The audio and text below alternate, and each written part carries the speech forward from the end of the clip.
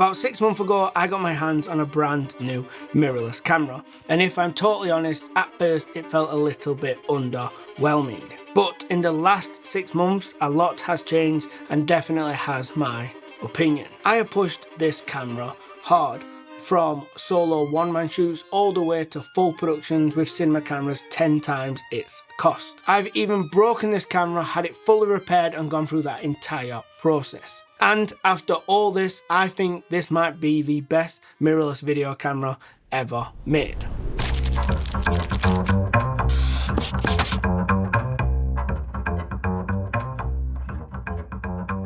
This all started about 10 months ago when I was happily using my Sony FX3 as my main mirrorless video camera. Then came along the Lumix S1R Mark II. We had 8K open gate, false colour built in, and also internal RAW. All features I was not used to using inside a mirrorless camera, and also features the FX3 simply did not offer. Now the FX3 still had a few perks when it comes to capturing video. That camera is a super solid 4K video machine. It has super good reliability and a cooling system inside, and also it has a really fast readout on the sensor. Then something happened that changed everything. Panasonic came along and dropped the Lumix S1 Mark II. Now this had all those great cinema camera features that we was not used to seeing in these mirrorless bodies, like false colour and open gate capture, but it came in at a slightly cheaper price point and also had a 6K sensor where the S1R2 had an 8K sensor. So you can excuse me here for thinking this sat below the S1R2 in Panasonic's line of cameras. So I started testing the S1 II and it suddenly hit me. This S1 II camera is like someone has taken the Sony FX3 and the S1R2 and put them together in one singular camera.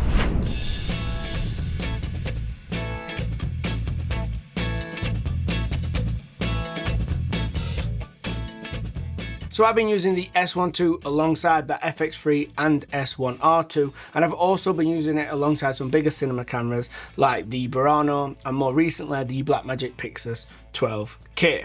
From an image quality perspective, I think it sits right in the middle of this lineup of cameras, and its strongest asset is definitely dynamic range, and I believe this is something that Lumix flies really under the radar for. For comparison, just look at the new Nikon ZR that uses the same sensor technology as the Lumix S1 II, but from CineD's latest lab test, it looks like it has a couple of stops less dynamic range than the S1 II. I know that the Nikon doesn't do any kind of noise reduction inside the camera, but either way, if you want an image right out of camera that has tons of dynamic range and a really easy log profile that is easy to grade, then you need to look no further than the S1 II. And you do have to respect the way Lumix do give you an option to exchange more dynamic range at the cost of a higher rolling shutter. Now in my day-to-day project shooting, I rarely use this feature as I think the S1 II has enough dynamic range even when not in this mode. Colour reproduction and skin tones are great, they're like a solid B+. They sit below the likes of Blackmagic and Red, who probably sit at A, and then you've got the Arialexes of the world up there at A+. But a B+ is really respectable given the price point and feature set that the S1 II can achieve. And this is where I get into my first downside for the camera. This camera has no OLPF. Now for people wondering what this is, it's a filter that sits in front of your camera sensor, and it just helps improve video issues like aliasing and moire, and it can also help remove some of that digital sharpening, helping improve skin tones. I'm personally not the biggest fan of low light shooting, but when I've been in a scenario where I've had no choice and I've pushed the ISO way up there, this thing is incredible. It's as clean in terms of noise in the shadows as an FX3, right up into the stupidly high ISOs, but I would say that the Lumix holds on to colour a lot better, where the Sony tends to almost go black and white and really desaturated. Now I'm a DaVinci Resolve editor, and recently they just added ProRes RAW support, which is a pretty massive deal for the S1 II in particular, as it captures this codec internally. And for me, it's a mixed bag. While I think it definitely adds a fidelity and kind of an image recovery in the post-production workflow, which is fantastic to be able to do that internally. I would say it is not as good as B-roll, as it just doesn't have the compression options. So I think while the ProRes RAW internal is a fantastic option for now and then shooting, to make it really usable as like an every project codec, it needs way more compression options. And as for readout speeds from this sensor, it's within a couple of milliseconds of the likes of an FX3. Now personally, I've never had to worry about it with the FX3 or with this camera, and I just kind of forget about it and shoot.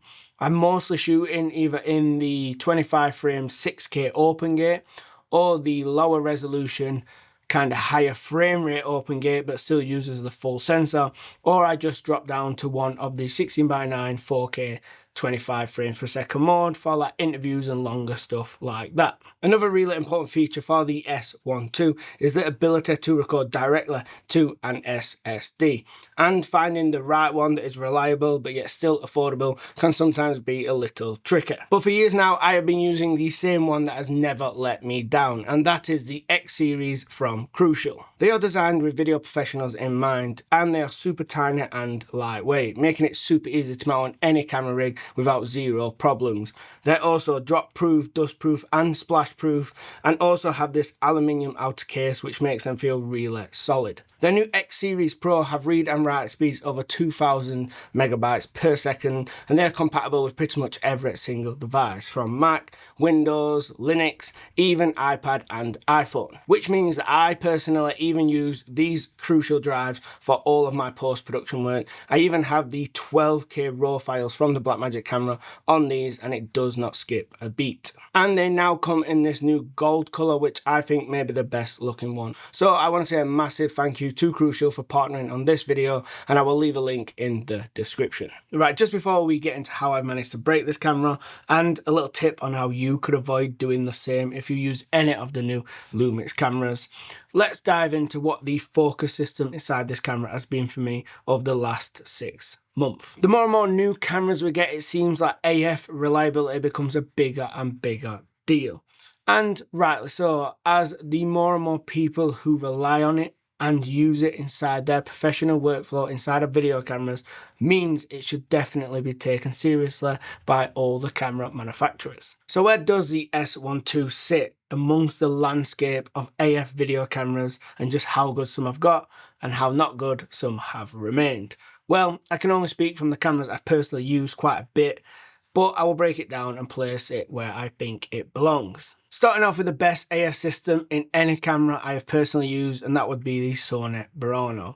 I don't know why, I don't even think Sony have their latest kind of AI tracking stuff inside the Burano, but for some reason, in terms of usability on a real world project, the thing is just so reliable. In second place, or should I say second and third place, I would say it's pretty even between the FX3 and the Lumix S1 II. And I know this is Lumix's older camera, which seems a bit weird, but the S1 II did start off quite a bit worse than the FX3.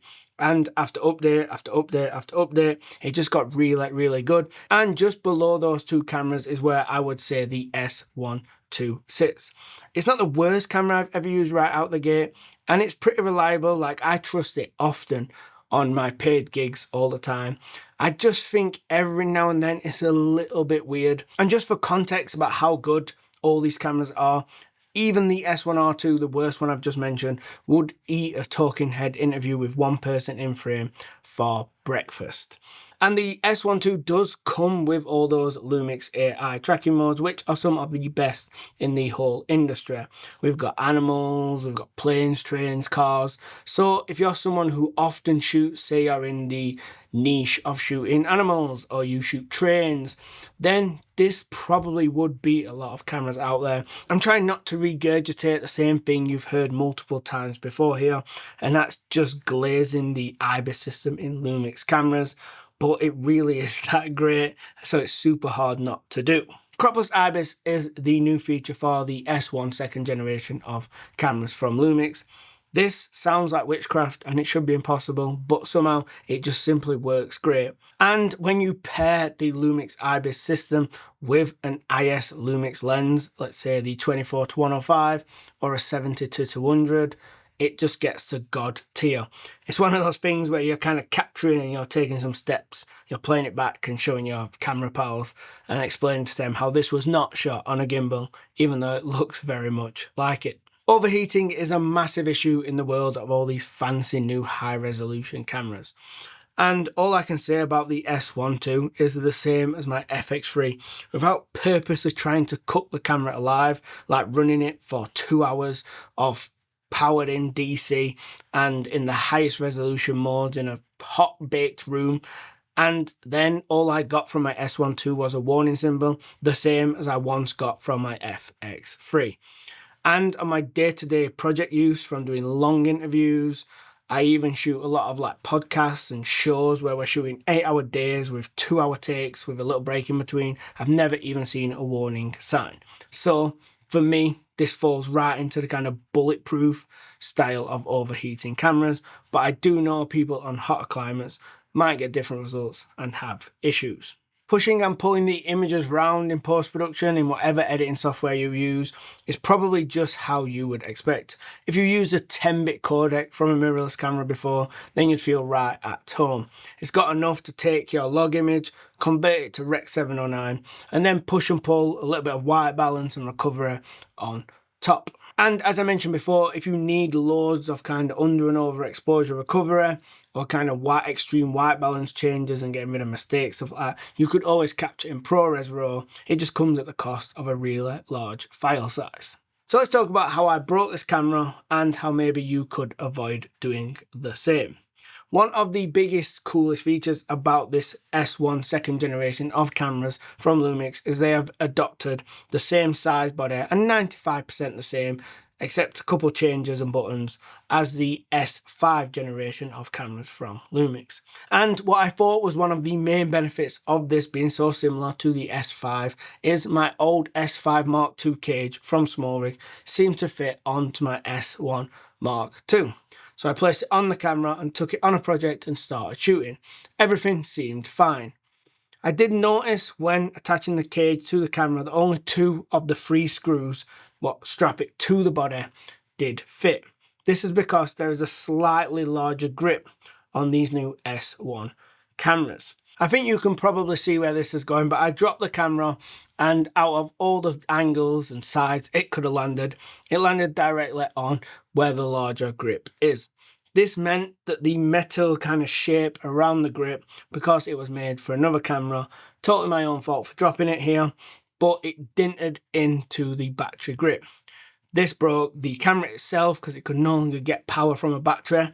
It also broke the battery inside of the camera, and the cherry on the cake was it also broke the focus system inside my 24 to 60mm Lumix lens. I guess it did take a little bit longer than I initially expected, but I guess the camera was super brand new. It was like less than a month old that Lumix had been shipping the camera, and the repair company did mention to me that they was kind of waiting on parts to get shipped out to them. So it was probably just kind of a brand new camera issue. And when the parts did arrive, the repair company did a really good job. When I got the camera back, it looks brand new, it feels brand new, and touch wood, I've not had any issues with the camera since. Would the camera have survived if it had a proper cage on designed for the S1 II and not the S5? Maybe, maybe not, who knows. Either way, this is down to human error of dropping the camera, and it has nothing to do with the camera itself.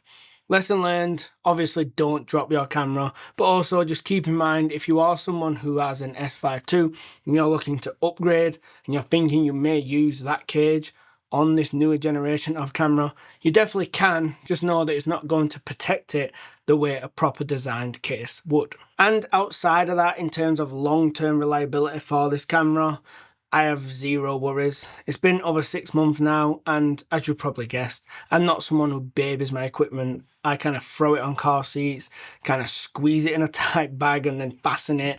I do all the stuff you really shouldn't do, and I've not had any other issues, and the thing is working fine. So where do I think Lumix could actually improve on when it comes to the S1 Mark II? Well, I've already touched on a few things, mainly around image quality, and OLPF would be amazing once they make like a dedicated video version of this, and a better internal RAW codec, something that's a bit more than kind of like an occasionally party trick, like look at this, but it's so big I'm not really going to shoot a whole day on it. It would be amazing if you could get B-RAW in there with the compression options, or I would be happy with ProRes RAW having more compression options, but I don't know whether it even exists yet, so who knows. In terms of ergonomics, the camera works fine as a hybrid camera. I actually personally think it's one of the better cameras if you need photo and video, but for a dedicated video user like myself, it could definitely learn a thing or two from the FX3 body design. The top handle on the FX3 and the likes of a Canon C50 is just the way to go when it comes to kind of mirrorless cameras needing to kind of transform into something a bit more ergonomic. I know Lumix have the optional extra to purchase the on-top 32-bit float recorder for this camera, which is fantastic and that's a cool feature, but it stops you from adding a top handle at all, so it arguably makes the ergonomics even worse. Adding an SDI port to a camera like this for professional video users would be massive. I know it has a full-size HDMI and a lot of people kind of run external monitors on top and build rigs and they probably think, wait, this is just fine. And I totally get that. I'm the same when I build that style rig, but I often work in a lot of multicam setups, shooting TV shows, podcasts. I do a lot of live environments and the HDMI is always the weak point, something that happens over and over and drives me crazy. And also, while we're on this kind of professional video environment, multicam setups live, adding proper timecode would also step this thing up a level as well. I know just like any camera with a 3.5mm jack input, you can do timecode, but having like a dedicated input with reference where you can just leave it, forget it, not worry about it for the entire shoot would be a massive deal. And there is built-in ND filters. Yes, absolutely. This would take this thing to be incredible. But also, I know there's a big kind of engineering stumbling block between IBIS and ND filters. And if I had to choose one, let's say in this scenario, I couldn't have both, I think I would choose IBIS. It's just hard to add IBIS to a camera. You can like shoot slow motion and IS lens, but then it limits you to not shooting on certain lenses. Where adding ND filters from a matte box, screw-on filters, is just way easier. Using the S1 II camera over the last 6 months has honestly completely changed my initial opinion on it. I'm not saying that I've used every single camera in the world, but I've had my experience with a fair few. And when it comes to a mirrorless video camera for professionals, I've not used any that make more sense than the Panasonic Lumix S1 Mark II. And if you want to see the S1 Mark II up against the FX3, watch this video here.